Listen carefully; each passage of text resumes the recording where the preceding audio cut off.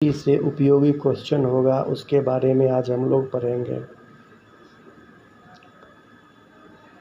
प्राचीन भारत का इतिहास। सबसे पहले हम लोग पढ़ेंगे प्राचीन भारत के ऐतिहासिक स्रोत के बारे में। किसी व्यक्ति, समाज अथवा देश से संबंधित महत्वपूर्ण, विशिष्ट व सार्वजनिक क्षेत्र की घटनाओं, तथ्यों आदि का कालक्रमिक विवरण इतिहास कहलाता है।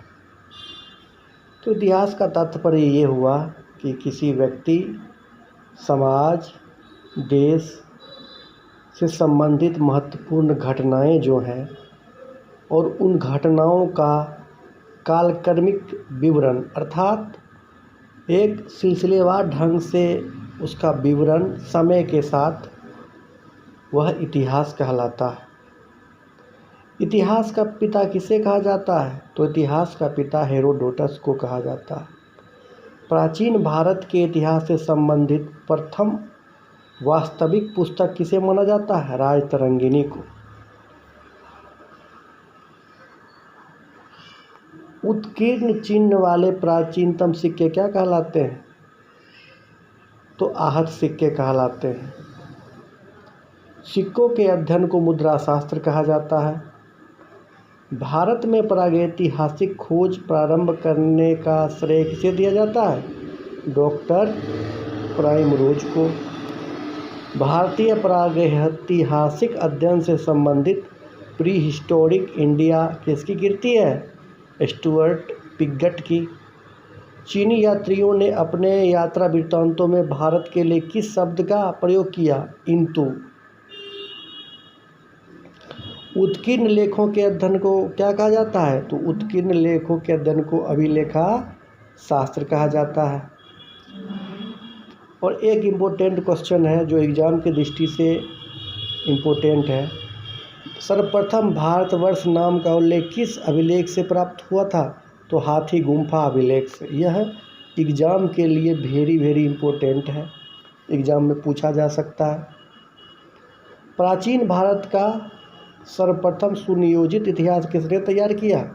तो B.A. स्मिथ यानी विंसेंट स्मिथ साहब ने प्राचीन भारत का सुनियोजित इतिहास यानी क्रमवार इतिहास उन्होंने लिखा।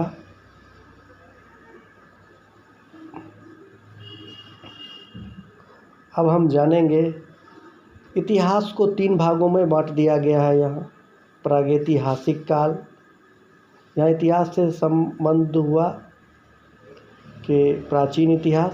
प्रागैतिहासिक काल तो मानव उत्पत्ति से 3000 ईस्वी पूर्व तक, जिसका कोई लिखित प्रमाण उपलब्ध नहीं है। दूसरा हुआ आद्य ऐतिहासिक काल, यानी 3000 ईस्वी पूर्व से लेकर 600 ईस्वी पूर्व तक। इसका लिखित साक्ष्य तो उपलब्ध है लेकिन यह अपठनीय, यानी इसको पढ़ा नहीं जा सकता। उसके बाद है ऐतिहासिक काल, यानी 600 ईस्वी पूर्व से आगे का जो समय है उसे हम क्या कहेंगे? ऐतिहासिक काल कहेंगे। और इसमें पुरातात्विक और साहित्यिक, पुरातत्व मतलब जो है, पुरातत्व का तात्पर्य हुआ प्राचीन स्मारक, प्राचीन अभिलेख, इन। उसके बाद साहित्यिक स्रोत का मतलब हो गया साहित्य, यानी ग्रंथों से इसका तात्पर्य हुआ, पुस्तकों से इसका तात्पर्य हो गया।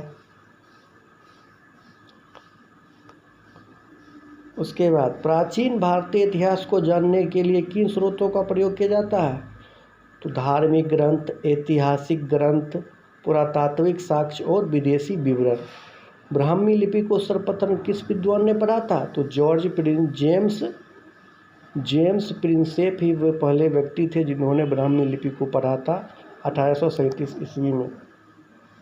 यह एग्जाम की दृष्टि से बहुत ही इम्पोर्टेंट क्वेश्चन है। जेम्स प्रिंसेप ने, इसका समय और जो नाम है इनका, जेम्स प्रिंसेप, यह बहुत ही हमेशा ये एग्ज़ाम में ये पूछा जाता है।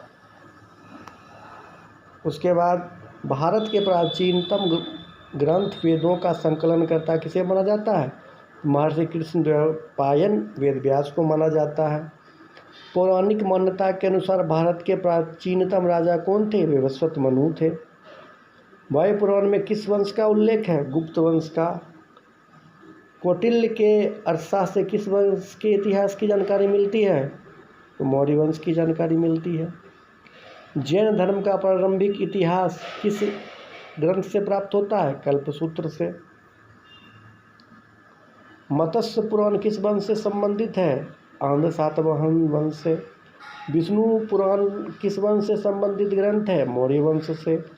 खरोष्ठी लिपि किस प्रकार लिखी जाती है? दाएं से बाएं की ओर।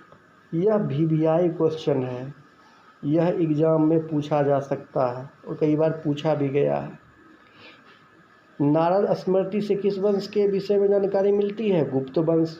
स्मृति ग्रंथों में सबसे प्राचीन एवं प्रामाणिक पुस्तक कौन सी मानी जाती है? मनुस्मृति। शुंग काल का मानक ग्रंथ किसे माना जाता है? मनुस्मृति। ये दोनों क्वेश्चन जो है VVI क्वेश्चन है, यह एग्जाम की दृष्टि से इसे पूछा जा सकता है एग्जाम में। अब एक और है, स्त्री को पुरुष की अर्धांगिनी किस ग्रंथ में कहा गया है? तो शतपथ ब्राह्मण में। अब हम लोग जानेंगे प्रमुख अभिलेख व शासक के बारे में। यह भी एग्ज़ाम में पूछा जाता है, एग्ज़ाम के दृष्टिकोण से इसका भी बहुत महत्व है। तो हाथी गुम्फा अभिलेख लिखवाया था इसे कलिंग नरेश खारवेल